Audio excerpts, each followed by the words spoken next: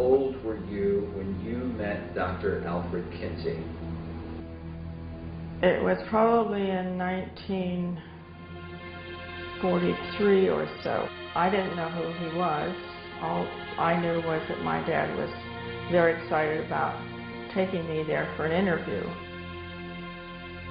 You ask, what would the American public say if they actually understood the background to what became the sexual revolution? Do you ever remember your father molesting you with a stopwatch? Yes. This man was the singularly most important individual in the decriminalization of every single law that we had ever had that protected women and children.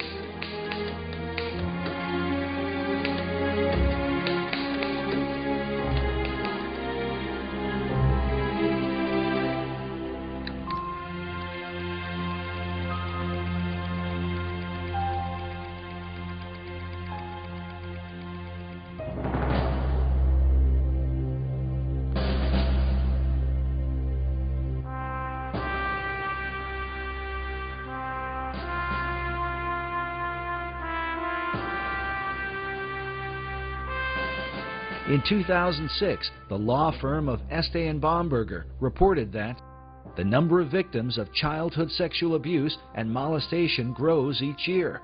This horrific crime is directly tied to the growth of pornography on the internet. They went on to say that research reveals that 77% of child molesters of boys and 87% of child molesters of girls admitted imitating the sexual behavior they had seen in pornography they had watched. Researchers argue that America's current problem with sexual predators is the fallout from the sexual revolution, a movement said to be inspired by the late Alfred Kinsey and his famous Kinsey reports, first published in 1948.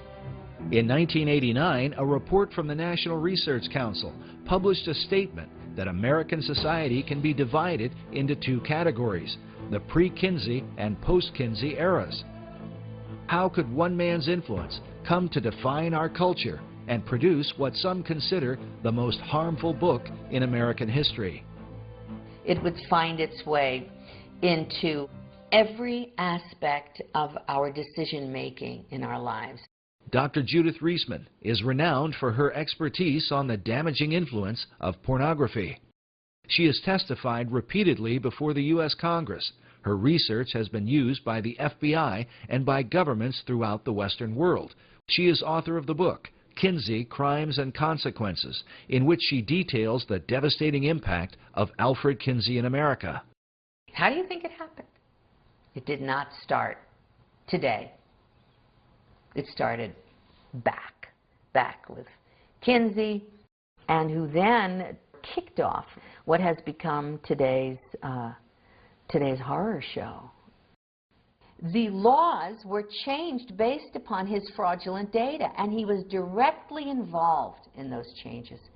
Kinsey went state by state. I have his testimony in California in 1949, telling a committee that was about to toughen the sex laws and toughen up about the laws to protect children because there had been a murder of 2 little girls. He goes to California to testify in 1949 that you should release everybody. When the Kinsey report was first released, the famous ACLU lawyer Morris Ernst wrote that virtually every page of the Kinsey report touches on the legal code. He told the legal profession that no bar association, law school journal, or lawyers' committee can consider sex laws without the Kinsey study. After publishing his reports, Kinsey traveled the country, giving lectures at universities and testifying before lawmakers. He was received as the leading scientific expert in the world on human sexuality. In particular, he discussed laws concerning sex offenders and the education of children. Of children, he said 100% are orgasmic from birth. Therefore, children can benefit from sex with adults and even incest, which is illegal, so we need to lower the age of consent.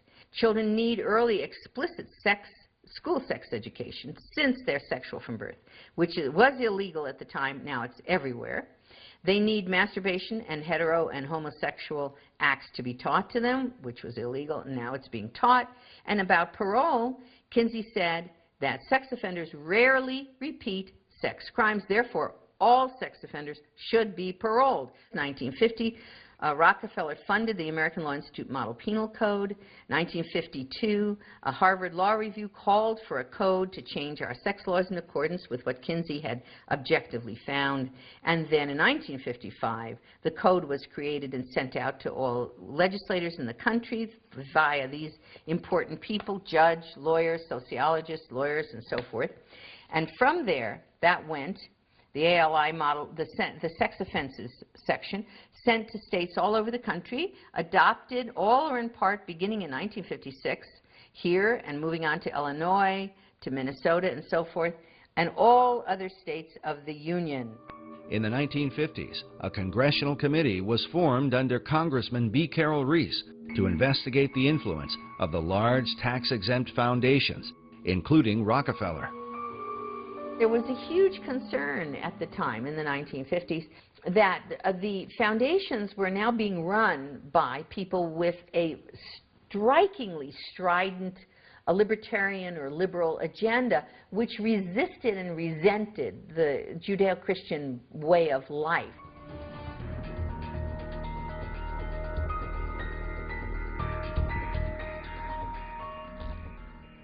Through the 1930s and 40s, Alfred Kinsey conducted thousands of interviews with both men and women, taking, as he called it, their sexual histories. Upon interviewing thousands of volunteer subjects, Kinsey not only recorded data, but drew certain conclusions about the sexual behavior of men, women, and children. Among Kinsey's more controversial claims is the idea that 10% of American men were fully homosexual for at least 3 years of their life, while 37% of American men had engaged in homosexual contact to the point of orgasm at least once in their lives. Later studies would place those numbers much lower, with only 1% of men in the U.S. claiming to be homosexual, while only 2 to 3% admitted to some kind of homosexual activity in their lifetime. Nevertheless, Kinsey's data was seized upon by men like Harry Hay, who read the Kinsey reports, left his wife and children, and went on to found the gay rights revolution that began in the 1960s.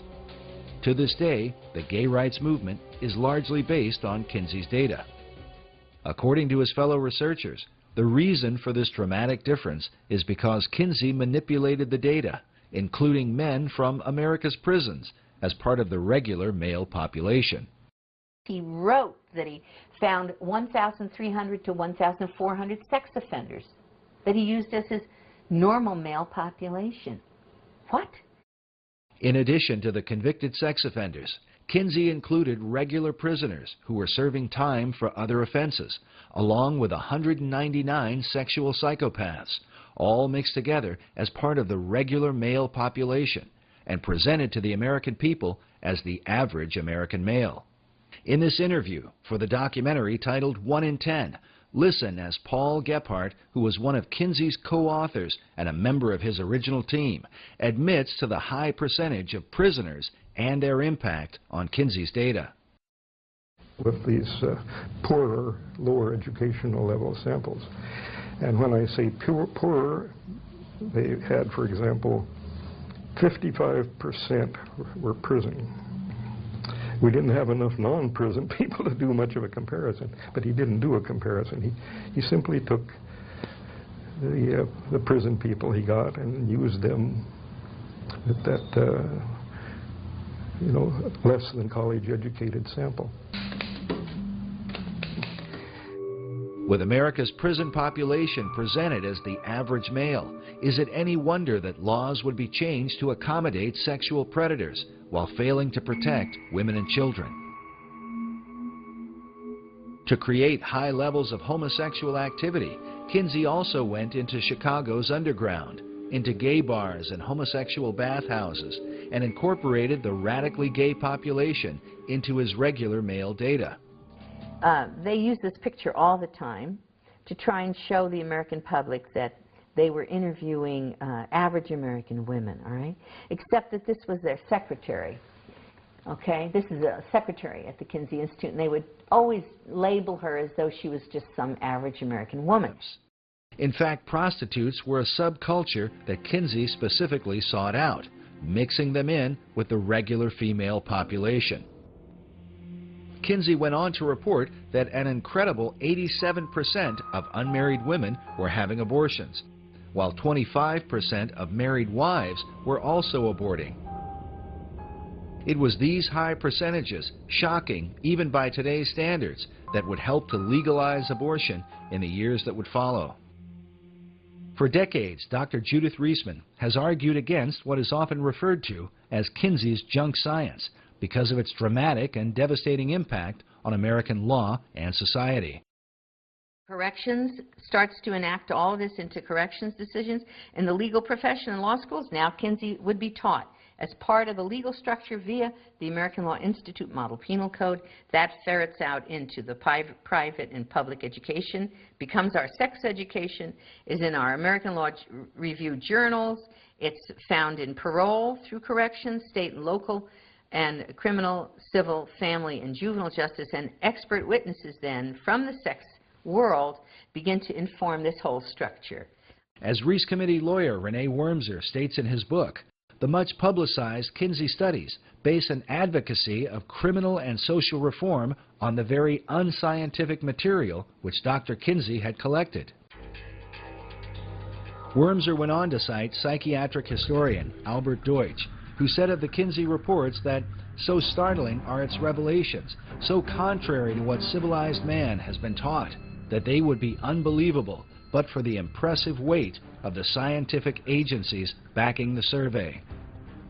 Wormser comments saying, "Note how impressive is the word scientific and how false."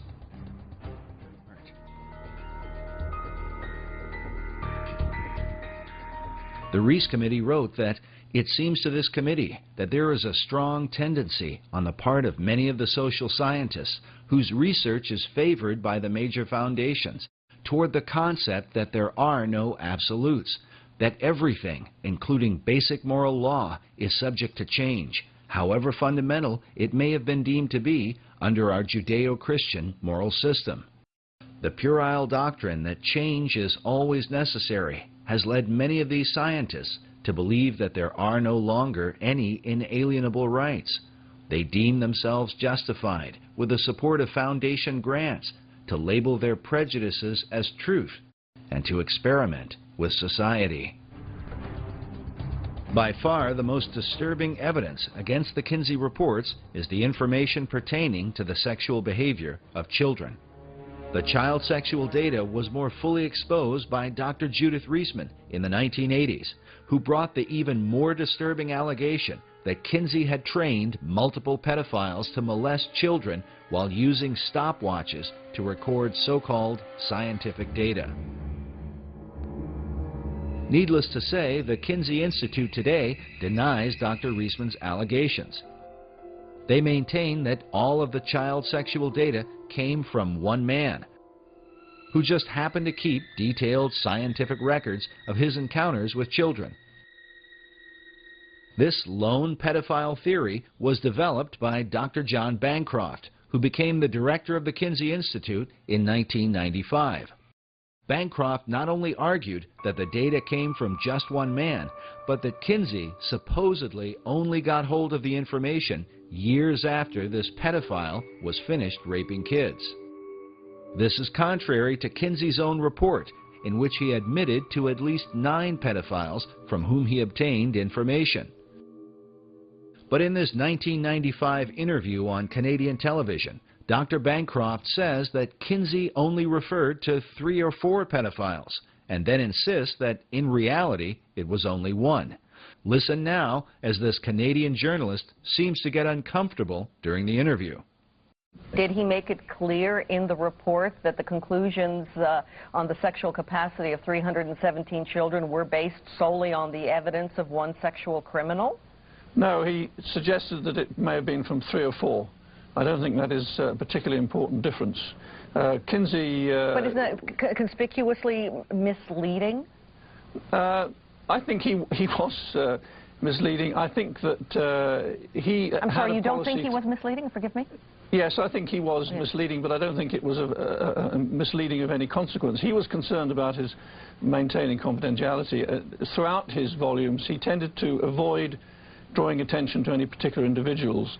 It's not significant that the conclusions of a study on the sexual responses of children come solely from a man who really has who's a deviant?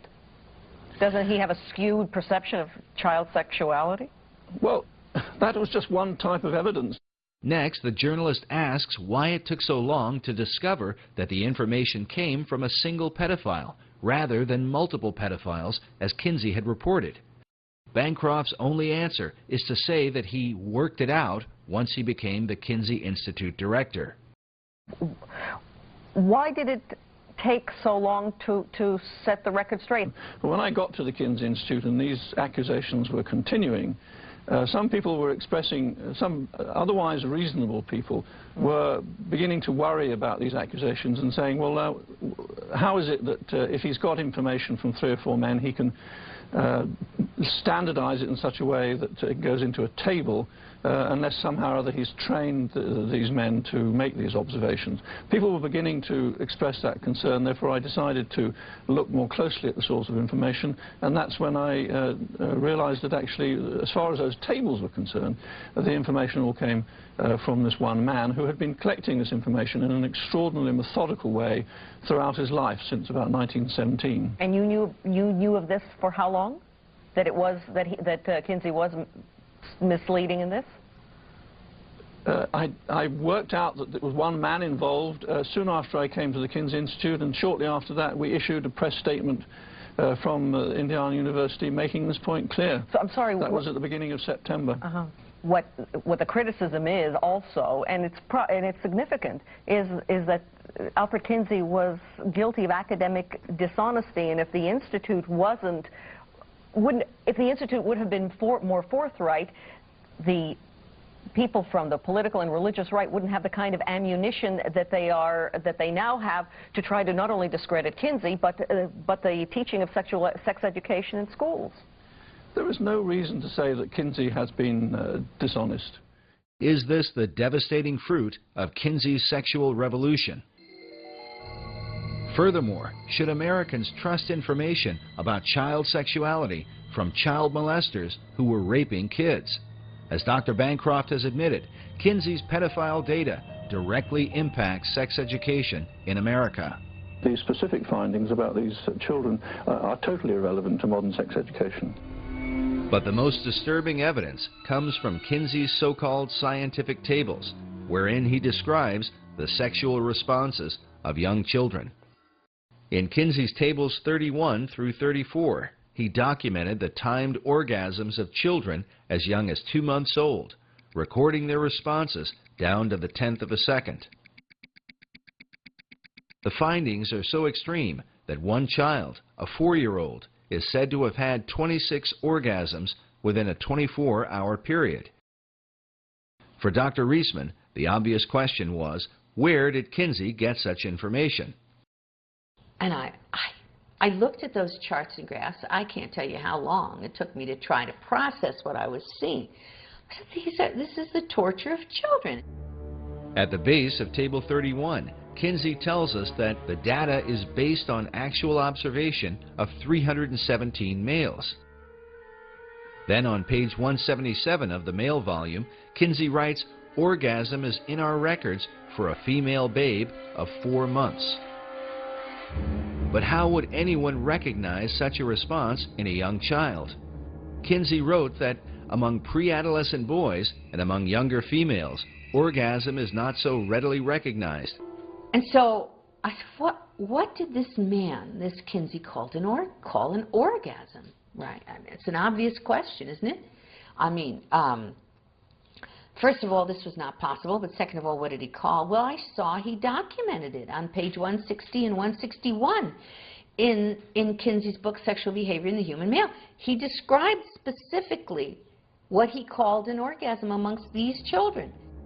Kinsey defined orgasm for pre-adolescent children with the following description: a gradual and sometimes prolonged build-up to orgasm, which involves still more violent convulsions of the whole body, heavy breathing, groaning, sobbing, or more violent cries, sometimes with an abundance of tears, especially among younger children.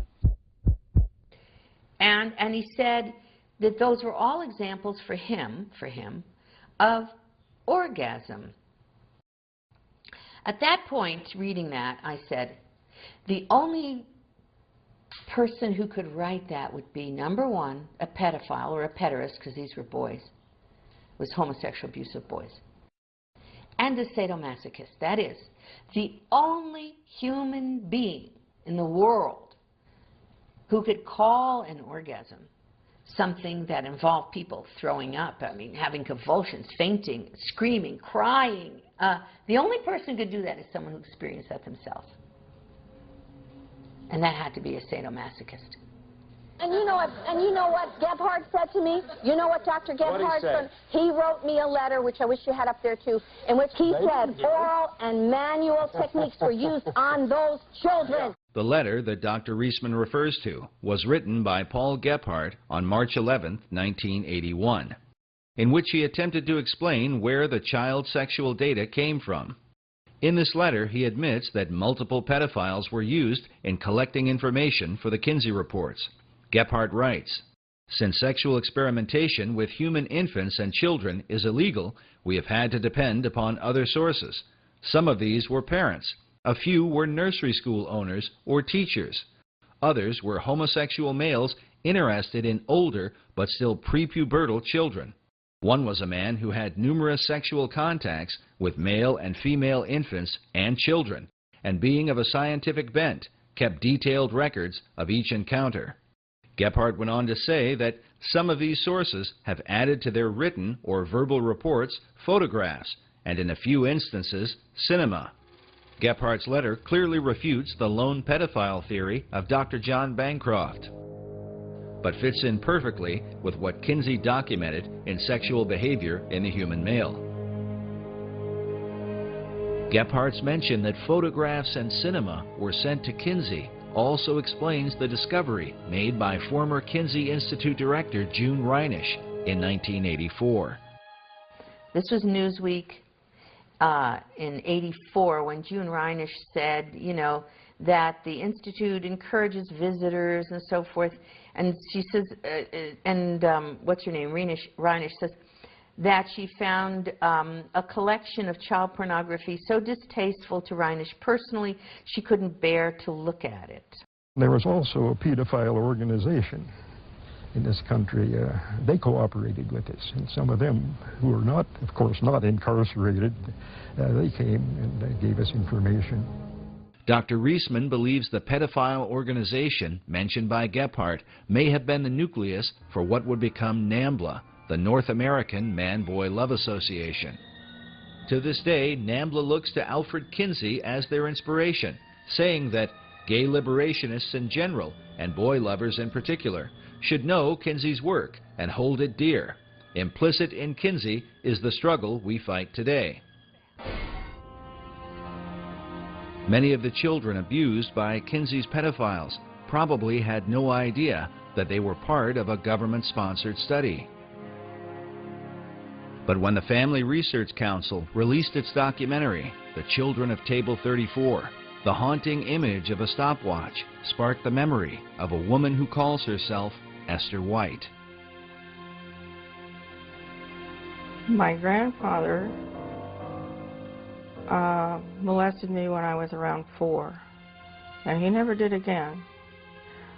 But he went to Indiana University to get his teaching certificate. And he took biology while he was there.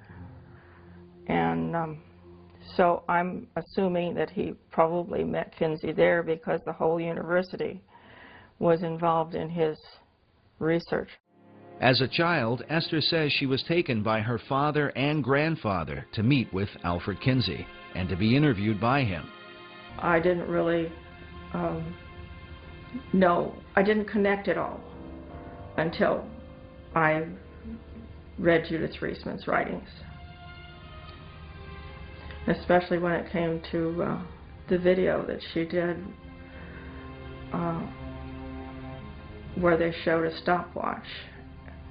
And that was the key. I realized, yes, that was what was going on. Now in her 70s, her desire is to remain as anonymous as possible, out of consideration for her family. Esther White is her assumed name. How old were you when you met Dr. Alfred Kinsey? It was probably in 1943 or so, 43 or 44. I was born in 34. Esther's own father had been molesting her for years and sending information to the Kinsey Institute. When Kinsey's book, Sexual Behavior in the Human Male, was released, her father showed her a copy and boasted that he had helped to write it. At the time, she did not know what he meant. Do you ever remember your father molesting you with a stopwatch? Yes.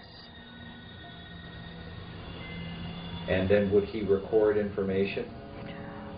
There were papers on the dresser, and I saw one of the papers one day, and it had a lot of questions on it. And there were little boxes to check those things off when those things were done. And it was talking about orgasm. I didn't know what that word meant, but at the time. And when I asked him what that word meant, when I saw it on the paper, he grabbed the paper, put it in a brown envelope, and he said that he was late in sending this in. It's got nothing to do with science. It's always been political. It's always been people's own sexual perversions that have driven them.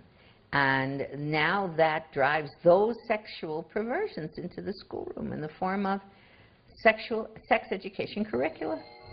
Some of the leading pedophile supporters include the late Dr. John Money of Johns Hopkins University, Dr. John DiCecco, Professor Gilbert Hurt, and Dr. Hubert Kennedy, all out of San Francisco University. Perhaps the most influential was the late Dr. Vern Bulla from the Center for Sex Research at California State University, Northridge. Each of these men have either been editors for or have appeared in the Netherlands publication, Deze, the Journal of Pedophilia, a pseudo-academic journal specifically dedicated to normalizing and ultimately legalizing child molestation in society. Also appearing in Deze was Dr. Ralph Underwager, who was often called as an expert witness in court cases involving child abuse. In his 1991 interview with Deze, Underwager stated that pedophiles can boldly and courageously affirm what they choose. They can say that what they want is to find the best way to love, an acceptable expression of God's will for love and unity. We have turned our back on understanding that this is a significant, profound problem in the church. And I think that there needs to be an awareness and education, and I think that pastors need to address it from the pulpit. Jeff Reinke is the marriage and family pastor of North Coast Calvary Chapel in Carlsbad, California. I am grieved at the lack of moral outrage that there is lacking today in our culture, and particularly in the church, in the whole area of sexual perversion. Manipulation of truth and political pressure have continued to protect the influence of Alfred Kinsey and his followers for more than half a century. In the 1980s, the Reagan administration developed a commission to investigate the influence of pornography. The Department of Justice brought in Dr. Judith Reisman, who initially wanted to investigate Kinsey along with the images in Playboy, Penthouse, and Hustler. But just as the Reis Committee was opposed in the 1950s, So Dr. Reisman was shot down in the 1980s. She conducted her research at American University, but once she began, the university vehemently opposed any investigation into Kinsey, and she was forced to drop it. The president of American University at the time was Dr. Richard Berenson, who was later exposed in a sex scandal involving a series of obscene phone calls in which Berenson claimed he had a 4-year-old girl that he kept as a sex slave down in his basement. The calls were eventually traced to his office at American University. Berenson was exposed as a pedophile. And I spoke with a lawyer later, and it turned out, of course, he had pornography in his drawers. They cleaned out the office, got rid of the pornography, though they found out later, the lawyer did, that it had been there. And he quickly fled, ran to Johns Hopkins University, and entered there and stayed there for, I think it was 3 weeks, and got a clean bill of health from Johns Hopkins, saying that... You mean like psychiatric treatment? Yes. Yes, suddenly he was okay. But political opposition came not only from American University, but also in Washington, D.C., over the analysis of Playboy, Penthouse, and Hustler. As a result, Dr. Reisman was forced to publish her report independently. The FBI and 7-Eleven took notice, as we mentioned earlier, and that's when the soft porn giants fought back.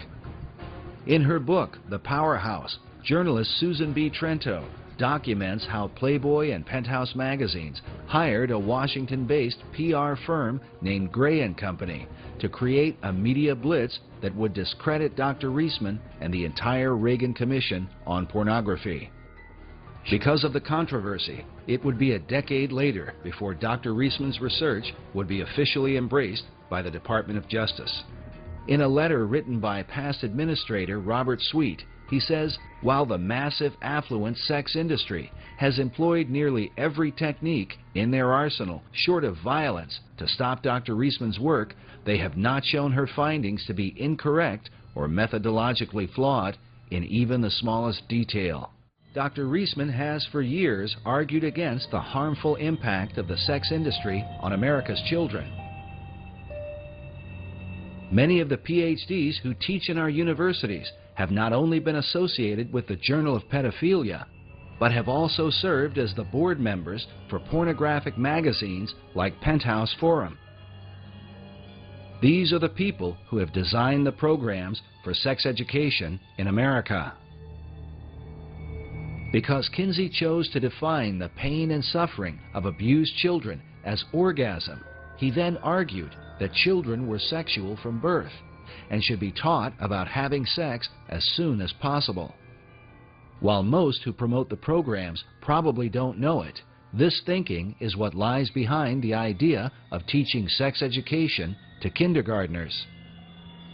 I remember him using this in his campaign against me, saying Barack Obama supports teaching sex education to kindergartners. And, you know, which I didn't know what to tell him.